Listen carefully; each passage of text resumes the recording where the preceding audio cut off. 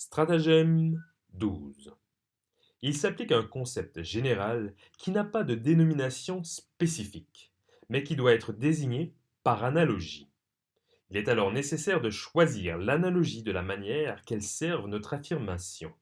Ainsi, les noms donnés en Espagne aux partis absolutistes et libéral, respectivement serviles et liberales, ont manifestement été choisis par les seconds.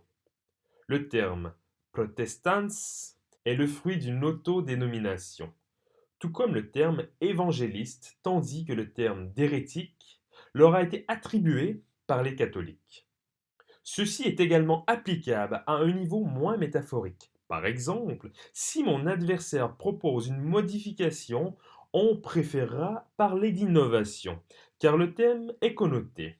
Et on adoptera la démarche inverse lorsque l'auteur est de la proposition. Dans le premier cas, on se proposera en défenseur de l'ordre établi. Dans le second cas, on le qualifiera au contraire de rite ancestral.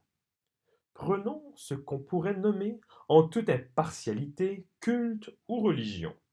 Un pratiquant militant la nommera foi ou piété. Un détracteur, bigoterie ou superstition. Ce stratagème n'est rien d'autre au fond qu'une subtile pétition de principe.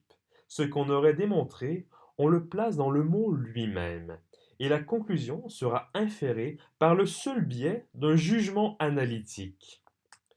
Ce que l'un appelle assure la sécurité publique deviendra emprisonné dans la bouche de l'autre.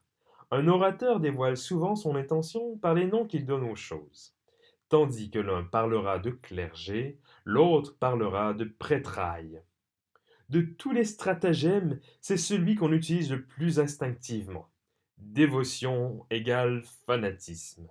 Faux pas ou galanterie égale adultère. Sous-entendu égale obscénité.